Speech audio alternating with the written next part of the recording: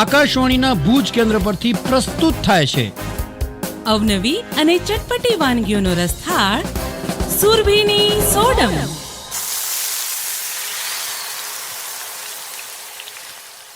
સુરભીની સોડમ કાર્યક્રમ સાંભળતા તમામ શ્રોતાઓને આપની ફૂડી દોસ્ત રેડિયો દોસ્ત ભૂમિ ચોકસીના નમસ્કાર સાથે આજના ગણતંત્ર દિનની ખૂબ ખૂબ શુભેચ્છાઓ. આપ સૌને પણ ગણતંત્ર દિવસની ખૂબ ખૂબ શુભેચ્છાઓ. જી સુરભીબેન, આજે છે 26 જાન્યુઆરી અને 26 જાન્યુઆરી સાથે આમ જોવા જાઓ તો આપણા કચ્છના લોકોનો એક અલગ જ ઇતિહાસ પણ જોડાયેલો છે. આમ યાદ કરવા જઈએ ઇતિહાસને, ભૂતકાળને, તો ક્યાંક આપણે બધાને થોડું દુઃખ થાય છે કે 26મી જાન્યુઆરી એટલે આપણે એ દિવસને ભૂકંપ દિન તરીકે યાદ કરીએ છીએ.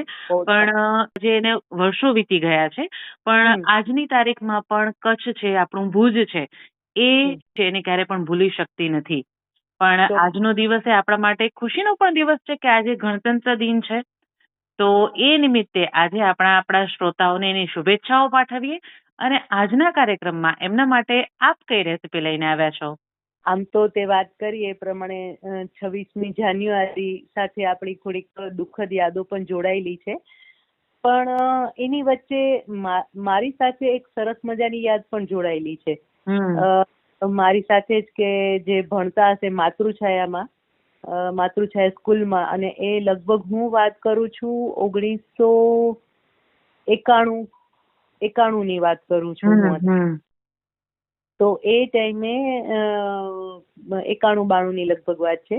તો એ ટાઈમે આ સૌથી પહેલી વખત જ ગુજરાતના જે ટેબ્લોઝ હોય છે 26મી જાન્યુઆરીની પરેડ, અને એમાં કચ્છને પહેલી વખત જ પ્રતિનિધિત્વ કરવાનો ચાન્સ મળ્યો હતો. અને એ ચાન્સ માતૃછાયાને મળ્યો હતો. એ માતૃછાયામાંથી હું પણ ત્યાં 26મી જાન્યુઆરીના પરેડમાં ભાગ લેવા માટે ગઈ હતી. એટલે એ દર વર્ષે મારા માટે એ દિવસ એકદમ યાદગાર રહે છે. જી, બિલકુલ સાચી વાત છે. તો આજે આ જ દિવસ માટે આપણે કંઈક સ્પેશિયલ બનાવીએ. હંમેશા 26મી જાન્યુઆરી આવે ને એટલે આપણે આમ તિરંગો જ દેખાય. ક્યાંય પણ જોઈએ તો આપણે એમ જ થાય કે ના, તિરંગા ધ્વજના જ આપણે દર્શન થતા હોય છે. તો ફૂડમાં પણ એવું કંઈક આપણે ઇનોવેશન કરીએ કે રેસીપીમાં પણ એવું કંઈક કરીએ તો મજા આવે. આપણે ભલે આપણે કંઈ સ્પેશિયલ નથી બનાવતા હોતા કે એ દિવસ માટે કંઈ એવું ખાસ નથી હોતું, પણ છતાંય આપણા દેશને એક સલામી આપવા માટે કે ગણતંત્ર દિવસની ઉજવણીના ભાગરૂપે આપણે એક ત્રિરંગી ઢોકળા બનાવીએ. જી બિલકુલ. તો આ ત્રિરંગી ઢોકળા બનાવવા માટે આપણે સૌથી પહેલા એક વ્હાઈટ બેઝ બનાવીશું, જે સફેદ ઢોકળાનો આપણો બેઝ હશે.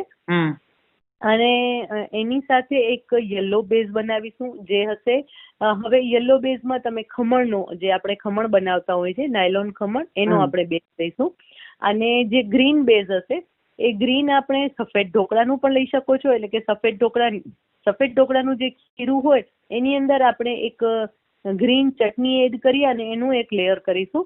એટલે આ 3 કલરના ઢોકળા તૈયાર થશે અને બહુ જ ટેસ્ટમાં સરસ લાગશે. ટેસ્ટમાં તો સરસ છે, પણ લુકમાં બહુ જ સરસ લાગશે. જી બિલકુલ સાચી વાત. હા, તો સૌથી પહેલા આપણે જે વ્હાઈટ બેઝ તૈયાર કરવાનું છે એના માટેનું ખીરું જે પ્રિપેર કરવાનું છે એના માટેની હું વાત કરી દઉં, એના ઇન્ગ્રેડિયન્ટ્સ જણાવી દઈએ. તો એના માટે આપણે જે લેવાનું છે એ ઈડલીનું ખીરું લેવાનું છે. એટલે કે સફેદ ઢોકળાનું ખીરું અથવા તો ઈડલીનું ખીરું, જેના માટે આપણે ચોખા અને અડદની દાળ ક્રશ કરી લેવાના છે, અથવા તો તૈયાર સફેદ ઢોકળાનું ખીરું લોટ પણ આપણા ઘરમાં હોય જ છે. તો એ સફેદ ઢોકળાનો લોટ લઈ અને એને લગભગ 3 થી 4 કલાક માટે પલાળી લેવાનો છે. એટલે 1 કપ સફેદ ઢોકળાનો લોટ લેવાનો છે અને એની અંદર છાશ એડ કરી દેવાની છે. ગરમ કરેલી છાશ એડ કરી અને ખીરું તૈયાર કરી અને એને રેસ્ટ આપવાનો છે, જેથી કરીને ફર્મેન્ટેશન થઈ જાય. જે રીતે આપણે ઈડલી તૈયાર કરતા હોઈએ છીએ એ જ રીતે. હવે સપોઝ કે એવું થાય કે ના, આપણે ખીરું એટલે આથો આપવા માટે ખીરું રાખ્યું નથી ને આપણે આ ઢોકળા બનાવવા છે, તો બીજો ઓપ્શન છે સોજીના ઢોકળા બનાવવાના.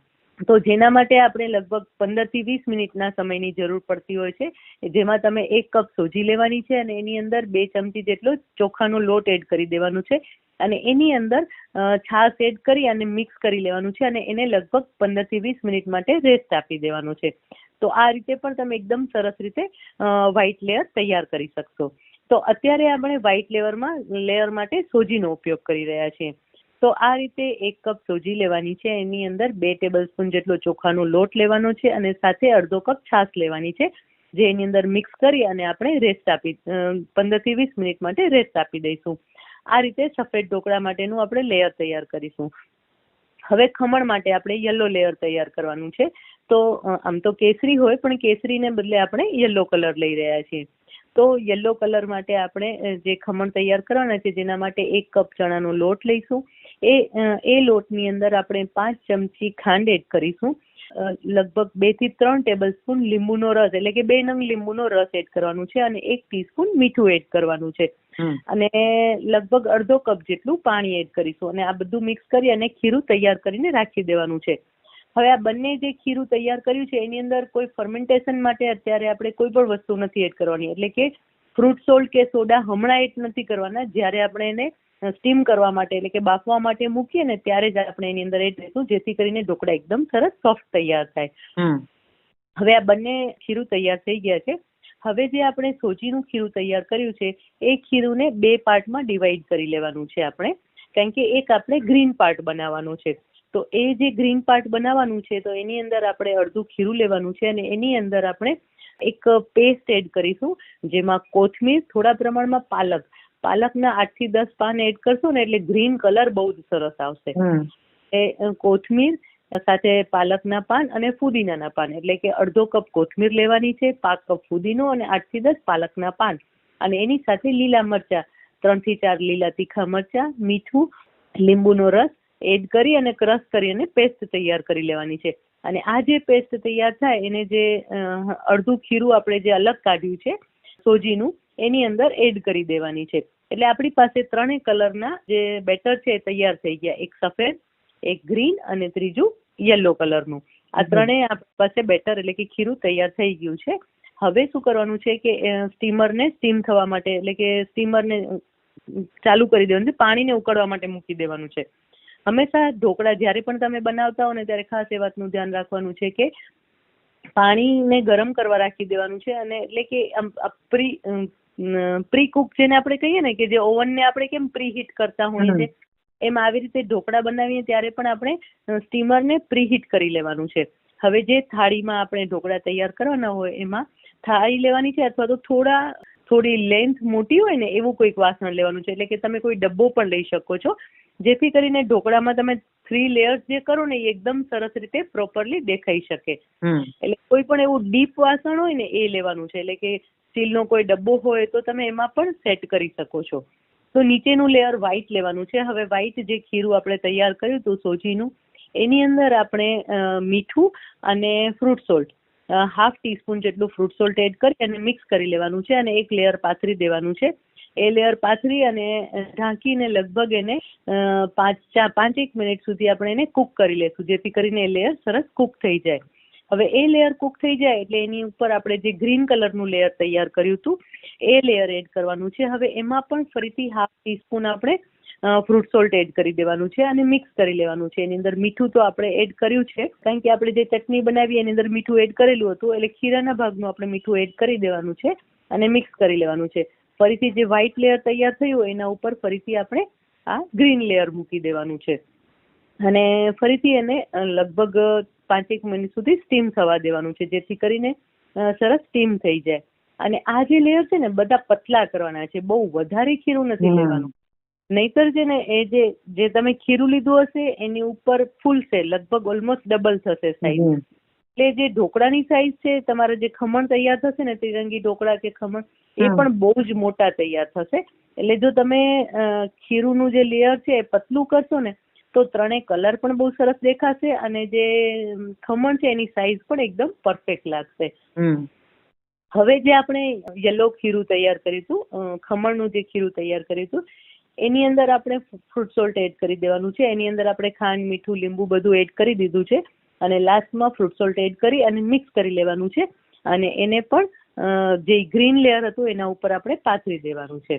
તો આ રીતે હવે બધા જ ઢોકળાને લગભગ 10 થી 12 મિનિટ સુધી, 10 મિનિટ સુધી આપણે એને કુક થવા દઈશું, જેથી કરીને નીચેના 2 જે લેયર કર્યા છે ને એ પણ હાફ કુક થયેલા છે, 100% કુક નથી થયેલા. એટલે હવે જ્યારે આપણે 10 થી 12 મિનિટ માટે મૂકશું ત્યારે બધા જ લેયર એકદમ સરસ કુક થઈ જશે અને મસ્ત મજાના આપણા ત્રિરંગી ઢોકળા તૈયાર થશે. હવે 10 થી 12 મિનિટ પછી કુકર ફ્લેમ ઓફ કરી દેવાની છે અને જે ડબ્બો હોય અથવા તો થાળી હોય એને બહાર લઈ અને ઠંડી થવા દેવાની છે. પછી એના ઉપર વઘાર રેડવાનો છે. વઘારમાં તલ, રાઈ અને લીલા મરચા એટલે 1 ટેબલસ્પૂન જેટલું તેલ લઈશું. એની અંદર આપણે લગભગ 2 ટેબલસ્પૂન જેટલું પાણી એડ કરીશું. બહુ વધારે પાણી એડ નથી કરવાનું. તેલ ગરમ થાય એટલે એને પેલા રાઈ અને લીલા મરચાનો વઘાર કરવાનો છે. રાઈ, તલ અને લીલા મરચા આ ત્રણેયનો વઘાર કરી અને લીમડો અને એની અંદર આપણે થોડા પ્રમાણમાં પાણી એડ કરીશું. આ પાણી એડ કરવાનું કારણ એ છે કે ઢોકળા જે છે ને એ ડ્રાય ન લાગે. આપણે થોડુંક મોઇસ્ચર આવશે ને એની અંદર એટલે એ ઢોકળા જે છે એનો સ્વાદ પણ સરસ આવશે. અને ઘણીવાર એવું થતું હોય છે કે ઢોકળા ખાઈને ત્યારે ડચુરો આવે છે, આપણે આમ ગળામાં એકદમ ચોંટી જાય અને પછી એવું થાય કે ઉધરસ આવવા લાગે આપણે. તો એવું ના થાય એના માટે આપણે થોડા પ્રમાણમાં પાણી એની અંદર એડ કરીશું. અને પછી આ જે વઘાર તૈયાર થયો છે એ વઘારને આપણે ઢોકળા પર રેડી દેવાનો છે. ઉપરથી થોડી કોથમીર છાંટી લઈશું અને મસ્ત મજાના ત્રિરંગી ઢોકળા આપણે ગરમા ગરમ સર્વ કરી લઈશું. જી સુરભીબેન, સરસ મજાના આ ઢોકળાનો કલર જોઈને જ એમ થાય કે વાહ કેટલી મસ્ત આઈટમ છે. ચલો, આપણા ગુજરાતીઓ માટે ઢોકળા એટલે બહુ જ આમ કેઝ્યુઅલ છે કે આપણા બધાના ઘરમાં ઢોકળા બનતા હોય અને બધાને ભાવતા જ હોય છે. પણ ત્રિરંગી ઢોકળા આમ ખાવાની બનાવવાની પણ એક મજા આવે એવી છે. સાચી વાત છે. જી, તો આજના આ ગણતંત્ર દિન પર આપણા શ્રોતાઓને કહીએ કે હજી સાંજની રસોઈ બનાવવાની બાકી છે, તો આજના દિવસે આપ ટ્રાય કરી શકો છો ઝડપથી આ ત્રિરંગી ઢોકળા બનાવો. એકદમ ઇન્સ્ટન્ટ છે અને કંઈક બનાવશો તો નવું પણ લાગશે અને ટેસ્ટમાં તો બેસ્ટ છે. જી, તો સુરભીબેન, આજે આપ અહીં કાર્યક્રમમાં આવ્યા અને આપણા શ્રોતાઓ સાથે આટલી સરસ મજાની રેસીપી શેર કરી એ માટે આપનો ખૂબ ખૂબ આભાર. વેલકમ. અને શ્રોતાઓ, હવે મળીએ આપણા આજના ગેસ્ટ અને એ છે ઘટના વોરા. કેમ છો ઘટના? બસ મજામાં. તમે કેમ છો ભૂમિબેન? એકદમ ફાઇન. ઘટના, ફરી એક વખત સુરભીની સોડમ કાર્યક્રમમાં આપનું સ્વાગત છે. Thank you so much. મને ફરીથી આ સરસ તક આપવા બદલ આપનો અને આપની ટીમનો ખૂબ ખૂબ આભાર.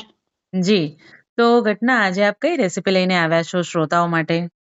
આજે હું અંજીર ડ્રાયફ્રૂટ રોલ લઈને આવી છું. અરે વાહ, સરસ મજાનો શિયાળો છે અને એમાં અંજીર અને ડ્રાયફ્રૂટ એટલે એકદમ પૌષ્ટિક એવું. વિધાઉટ સુગર આપણે જો કોઈ સ્વીટ સર્વ કરી શકતા હોઈએ તો શિયાળા માટેનો આ બેસ્ટ ઓપ્શન છે. સાવ સાચી વાત કરી.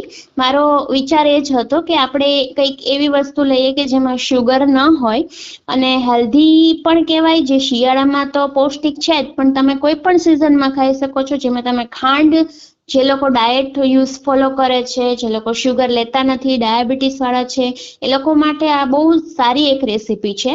અને વળી કેવું કે મીઠાઈ અને ગળપણ ખાવાની ઈચ્છા થાય, તમને કેલરી જોતી હોય તો મળે પણ ખરા અને વિધાઉટ શુગર એમ. જી બિલકુલ. તો આવી સરસ મજાની હેલ્ધી રેસીપી તમે લઈને આવ્યા છો, તો ચલો શ્રોતાઓને ઝડપથી શીખવી દઈએ. હા ચોક્કસ, ચલો શીખવી દઈએ. જી, તો અંજીર ડ્રાયફ્રૂટ રોલ બનાવવા માટે આપણે સામગ્રી જોઈશે 400 ગ્રામ અંજીર, 200 ગ્રામ મિક્સ ડ્રાયફ્રૂટ, 100 ગ્રામ ઘી અને રોલ વાળવા માટે એક બટર પેપર લેવાનો છે. બહુ જ ઓછી સામગ્રીથી આ મીઠાઈ બની જાય છે. હવે અંજીર ડ્રાયફ્રૂટ રોલ બનાવવાની રીત જોઈએ. સૌપ્રથમ આપણે 400 ગ્રામ અંજીરને એક બાઉલમાં 10 મિનિટ માટે ચોખ્ખા પાણીમાં પલાળવાના છે. હવે આપણે 200 ગ્રામ મિક્સ ડ્રાયફ્રૂટ લેવાના છે, જેને ઘીમાં શેકવાના છે. તો એક કડાઈમાં આશરે 25 ગ્રામ જેટલું ઘી લેશું. તેમાં ડ્રાયફ્રૂટ સાંતળી લેવાના છે. થોડા રોસ્ટ થાય એટલે ગેસ બંધ કરી દેવાનો છે. ત્યારબાદ હવે આપણે જે અંજીર પલાળવા મૂકેલા છે તેમાંથી પાણી નિતારી લેવાનું છે અને તેના નાના નાના ટુકડા કરી લેવાના છે. હવે તેને આપણે મિક્સરમાં ક્રશ કરી લેશું. હવે એક કડાઈ લેવાની છે, જેમાં 75 ગ્રામ ઘી લેવાનું છે. ઘી સહેજ ગરમ થાય એટલે તેમાં આપણે જે કટકા કરેલા, જે ક્રશ કર્યા હતા મિક્સરમાં અંજીર, તેને નાખવાના છે અને બરાબર સાંતળી લેવાનું છે. અંજીર સરસ સતળાઈ જાય એટલે તેમાં રોસ્ટ કરેલા ડ્રાયફ્રૂટ નાખવાના છે અને સરસ હલાવી લેવાનું છે. હવે ઘી છૂટું પડવા લાગે, અંજીર અને ડ્રાયફ્રૂટનું મિશ્રણ એકદમ લીસું થઈ જાય એટલે કે કડાઈ છોડવા લાગે, કડાઈમાં સ્મૂધલી ફરવા માંડે, ત્યારબાદ તેને ગેસ પરથી ઉતારી લેવાનું છે. હવે આ મિશ્રણ થોડું ઠંડુ પડવા દેવાનું છે.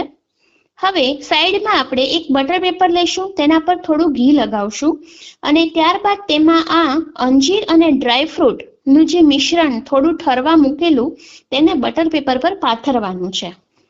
હવે તેને બટર પેપર સાથે સરસ મસળવાનું છે અને એક સરસ રોલ બનાવવાનો છે. હવે ત્યારબાદ આ રોલને આપણે કટ કરવાના છે.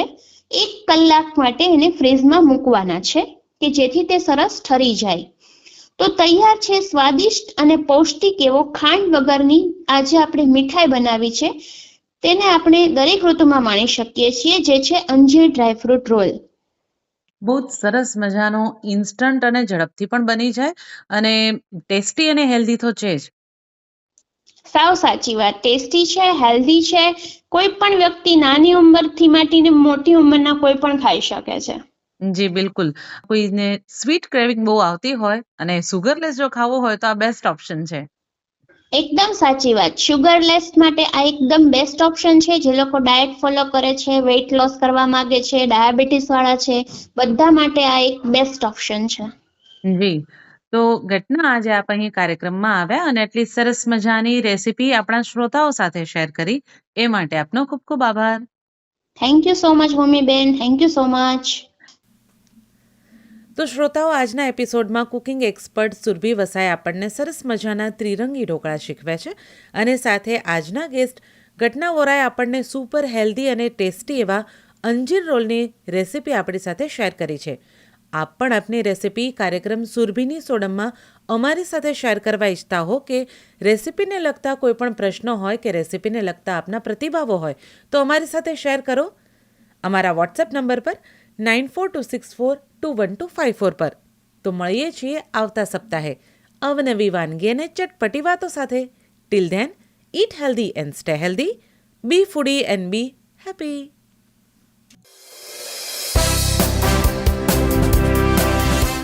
હમણાં જ આપ સાંભળી રહ્યા હતા કાર્યક્રમ સુરભીની સોડમ.